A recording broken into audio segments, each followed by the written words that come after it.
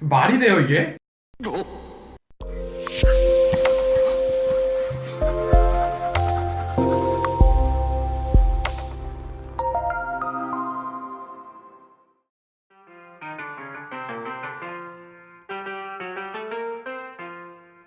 게임은 매일같이 수도 없이 쏟아져 나오는데 정작 어떤 게임이 재미있을지 모르겠다거나 재밌다, 명작이다, 너 빼고는 다 해봤다는 친구 말에 혹했는데 막상 해보니 뭔가 내 입맛에는 맞지 않는 경험을 해보신 분들이라면 주목해보십시오.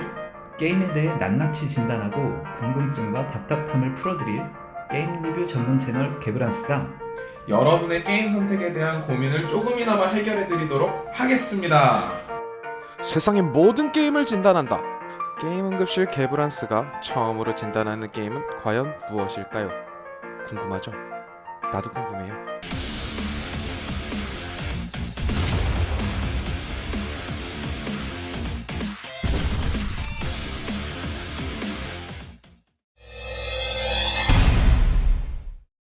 자, 이제 장점부터 한번 알아보는 걸로 하지. 뭐 어떤 게 좋았어? 저는 그래픽 요소가 일단 제일 좋았던 것 같아요. 특히 필살기 컷신 연출은 각각의 캐릭터들이 단일로 나와서 이제 필살기를 보여주는데 대표적으로 어쌔신의 나선함 같은 필살기가 있어요. 그게 가장 멋있었고요. 시네마틱 영상이랑 스토리 컷신 등이 같이 어우러져 게임을 집중하는데 매우 재밌었던 것 같아요. 스토리가 나름 뭐 양산형 게임에서 좀 진부한 그런 스토리랑 좀 다르게 흘러가는 부분들이 좀 곳곳에 보이더라고. 그런 부분은 뭐 시나리오 작가가 조금 공을 많이 들인 걸로 보여서 나는 참신했던 것 같아. 다른 장점들이 있으신가요? 밸런스에 대해서도 좀 고민을 한 게 아닌가 싶은 게 멀티 캐릭터 컨트롤 시스템을 채용을 하고 있는데 캐릭터 간의 상성을 좀 처음부터 굉장히 많이 적용을 해놨더라고. 스킬 같은 경우에도 일률적으로 그냥 키우는 것이 아니라 특정 캐릭터에 좀 더 강하거나 좀 더 잘 받아낼 수 있는 형태로 스킬을 육성할 수 있는 시스템이 갖춰져 있어. 그런 점에서는 뭐 기존 게임들이 특정 캐릭터 키우면은 특정 캐릭터한테는 절대 안 된다. 뭐 이런 식의 교복화는 많이 좀 차단할 수 있도록 고민을 한 흔적이 보이더라고. 플레이어들 입장에서 밸런스가 맞는 게임은 가장 좋은 게임이죠. 저는 액션 게임이다 보니까 보는 맛이 있어가지고 확실히 좋더라고요. 근데 제가 듣기로 QT 시스템을 적용해가지고 단순 자동 전투를 좀 차별화했다고 노력을 했다고 하더라고요. QT 시스템이 정확히 뭐죠? QT 시스템은 퀵타임 이벤트의 약자인데 콘솔 게임에서 잘 알려져 있는 그 갓 오브 워 알지?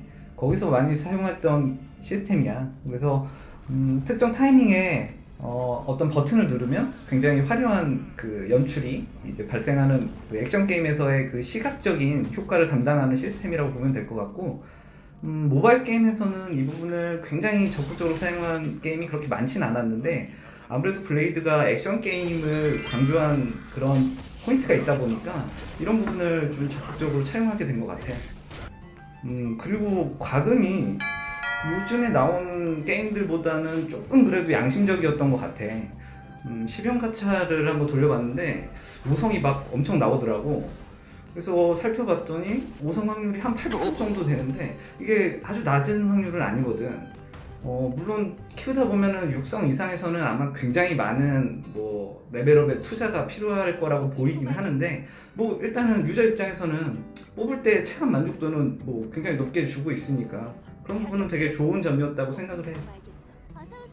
저같이 뽑기 좋아하는 사람들은 아이템이 잘 나올수록 기분이 좋아요. 사부님, 블레이드2에 아쉬운 점 같은 건 없으셨어요?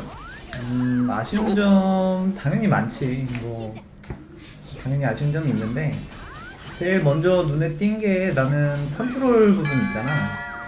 그거를 왜 이렇게 만들었을까 좀 이해가 안 된 부분들이 좀 있었어. 이게 아까 장점에서도 얘기를 했지만 그 QT 시스템 뭐 반격이라든지 태그라든지 뭐 스매시 콤보 뭐 이런 게 많이 들어가 있는데 이게 일단 난이도가 좀 높아.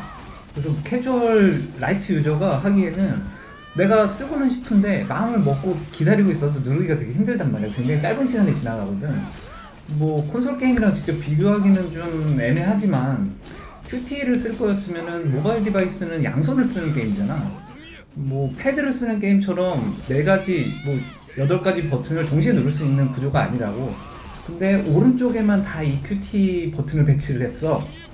그러다 보니까 뭐 이번에는 내가 태그 QT를 쓰겠다라고 하면 그쪽에 손을 대고 있지 않으면 사실상 쓸 수 없는 방식이야. 그래서 QT를 여러 개를 쓰고 있지만 각각이 따로 노는 그런 느낌이라고 해야 될 것 같아. 그래서 굉장히 좀 아쉽게 고민은 많이 했지만 실제 쓰기는 되게 어렵게 만들어진 시스템이 아닌가 싶었어. 저는 육성하는데 너무 힘들었어요. 캐릭터 4개를 키우는데 4개 중 2개를 태그 방식으로 키우잖아요. 하나의 캐릭을 기분 좋게 올인해서 키우는 게 좋은데 처음에는 2개를 태그해서 밸런스를 맞춰줬다라는 그런 말 때문에 잘 만들었구나 라는 생각을 되게 많이 했는데 퀘스트를 통해 강제적으로 나머지 캐릭터들도 같이 레벨업을 해야 되고 전투력을 상승해야 되는 것 때문에 내가 강제로 나머지 캐릭터들도 키워야 된다 라는 얘기와 앞서 사부님이 얘기하셨던 대로 스킬을 올리기 위해서는 다른 캐릭터들도 레벨업이 돼야 되고 그거에 맞는 조건을 맞춰야 되기 때문에 제가 좋아하는 캐릭터를 키운다는 그런 재미와 또 장비를 선택해서 뽑아야 된다는 단점 때문에 저는 2개를 키우는 게 과연 이게 차별점인가 장점으로 꼽을 수 있나 라는 생각을 하게 됐어요.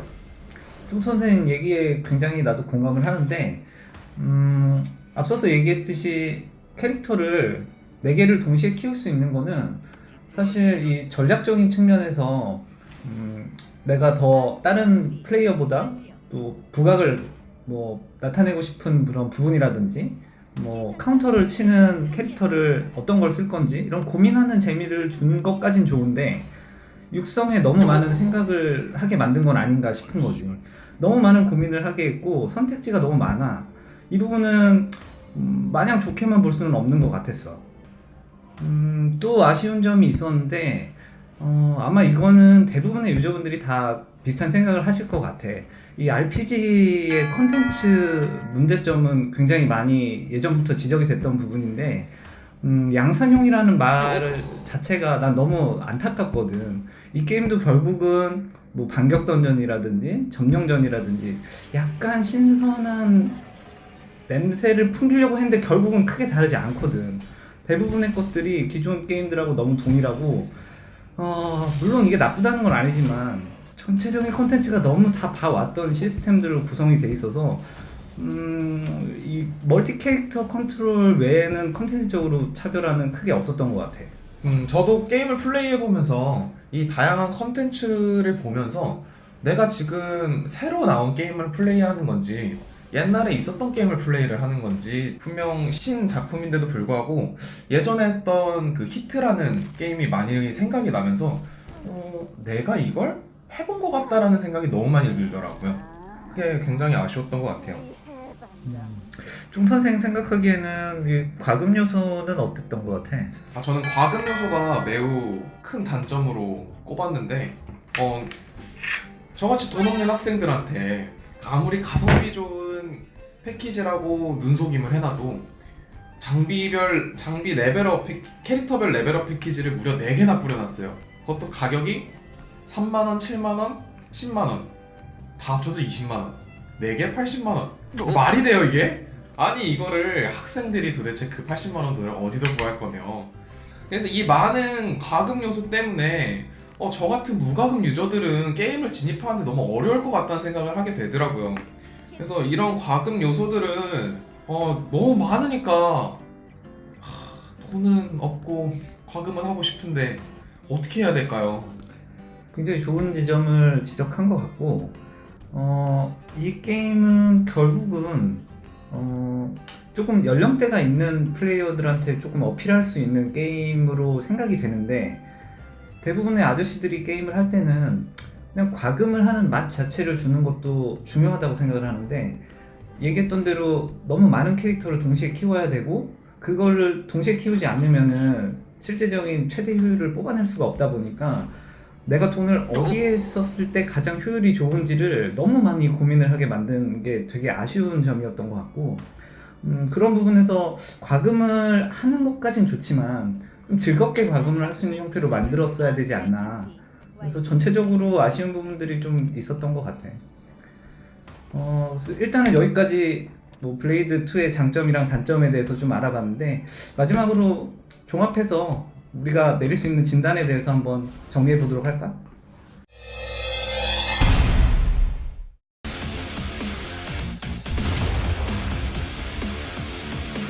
재미있게 보셨다면 좋아요, 구독 꼭 눌러주세요. 시청해주셔서 감사합니다. 다음에 또 봐요.